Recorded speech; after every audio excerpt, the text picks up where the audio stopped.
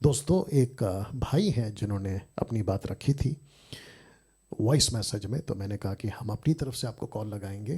तो मैं आशा करता हूं कि उनको कॉल लग जाएगा और ऐसा हम करेंगे। अगर आप चाहते हैं कि आपका भी कॉल जो है वो हम अपनी तरफ से लगाएं, बहुत इंपॉर्टेंट बात है क्योंकि इनकी बात बहुत इंपॉर्टेंट है। तो मैं यस। चाहता हूं जी। हेलो। हाँ, हेलो सर, मैं रामलाल वास्कले बोल जी रहा हूँ जी करमू जी जिले जी के। जी जी रामलाल जी, पहले शांत हो जाए। सबसे पहले आपका बहुत बहुत स्वागत है रामलाल जी, और आपकी बात मैं चाहता हूं आप बिल्कुल सटीक, छोटे में किसी का नाम ना लेते हुए आप डायरेक्ट शुरू करिए, बोलिए। यस प्रभु। अ, मैं इस प्लेटफॉर्म को जाना और ये मसीह में चल रहा हूँ तब से मैं आपके वीडियोस वगैरह देखता हूँ, नए नए वचन सीखता हूँ और आपके द्वारा हमारे घर में अच्छा चल रहा है और मेरे जीवन में प्रभु अच्छा काम करा। और इस प्लेटफॉर्म के माध्यम से मैं कुछ समझ पाया और सीख पाया। और मेरी ये एक रिक्वेस्ट है, मेरे को एक पास्टर ने बताया था, उनका नाम नहीं लूंगा। जी। हाँ सर, आपको मैंने कहा ना, आप अपनी बात बोलते रहिए। जी सर।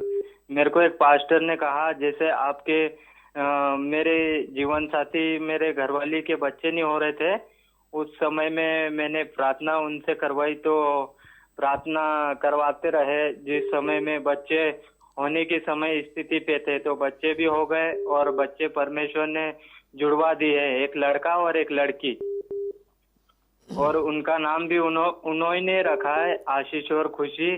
और उसके बाद में हमने परमेश्वर से पहले वायदा किया था कि दो दो बच्चे या एक भी हो तो भी हम खुश है। फिर भी परमेश्वर ने दो बच्चे दिए, जुड़वा है, उनके नाम आशीष और खुशी रखे हैं। और जो हमने परमेश्वर से वायदा किया है वो वायदा पूरा नहीं कर पा रहे, तो पास्टर जी हमको कहते हैं कि तुम्हारे बच्चे इसलिए बीमार होते हैं कि जो आप परमेश्वर से वायदा कर रहे किया है वो पूरा नहीं कर रहे हो, इसलिए आपके बच्चे बीमार होते हैं, कहते हैं। ओके, आपने जो वादा किया था वो तो आपने नहीं बताया, तो वादा क्या किया था? वादा ये किया था कि हमारे यहाँ जैसे मीटिंग रखने का मैंने कहा था कि मेरे यहाँ बच्चे नॉर्मल डिलीवरी के द्वारा पैदा हो जाए। इसलिए मैंने कहा था कि बच्चे अच्छे से नॉर्मल डिलीवरी हो जाए, तो मैं खुशी से मेरे अपने घर पे मीटिंग रखूंगा। कहा था मेरे पास जब पैसे हो जाए तब मैं खुशी से मीटिंग रखूंगा और सबको बुलाऊंगा और आसपास के लोग भी जानेंगे कि प्रभु का यह चमत्कार हुआ है मेरे घर पे करके मैं okay meeting. Okay okay, we understood, हम समझ गए आपकी बात को। ध्यान से सुनिए और जितने दर्शक हैं वो भी सुने। मैं जल्दी से वो लाइन को दोहरा देता हूँ कि इनकी ये मसीह परिवार है, पति पत्नी, इनको बच्चे नहीं होते थे।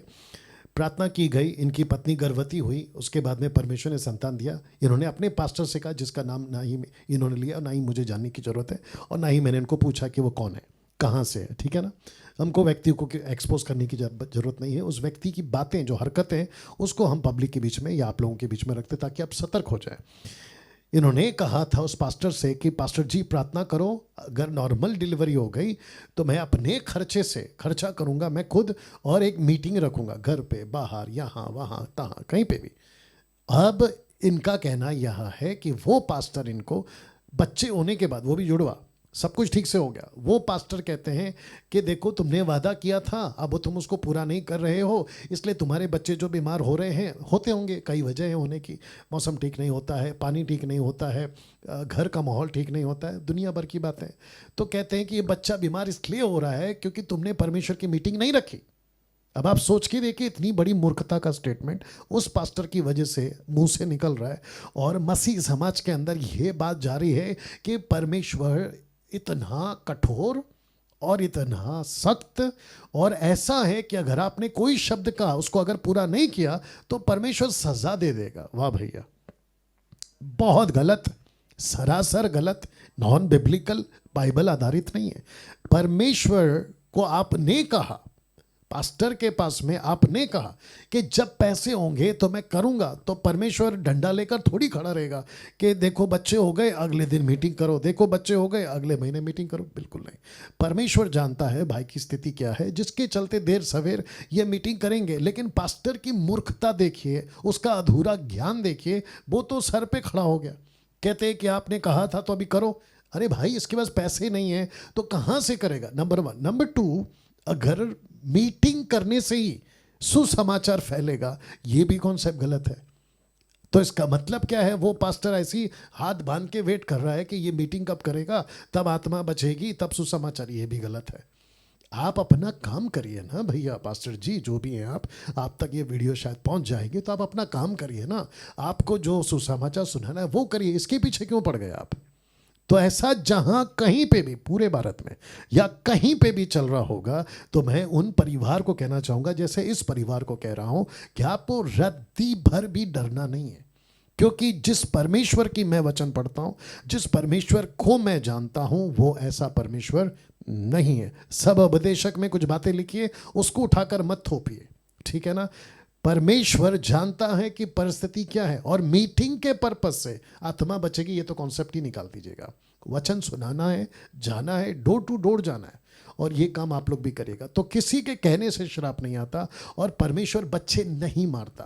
परमेश्वर देता है, लेता नहीं है। याकूब की किताब 1 अध्याय वचन 13, 14, 15 कहता है कि तुम्हारे गलती के चलते तुम्हारे साथ गलत हो सकता है, परमेश्वर की ओर से गलती नहीं हो सकता है। परमेश्वर कैसे किसी बच्चे को बीमार कर देगा बताइए? बच्चे का क्या कसूर है? बच्चे का क्या कसूर है? तो ऐसे सेवकों को मैं और क्या कह सकता हूँ? सिर्फ इतना कह सकता हूँ कि अंधे हो गए हैं और अंधेपन में चल रहे हैं, अंधकार में चल रहे हैं, अधूरे ज्ञान के सेवक हैं।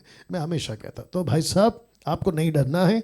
आपके वसीले से मैं सबको कहना चाहता हूँ कि आपको नहीं डरना है, ठीक है?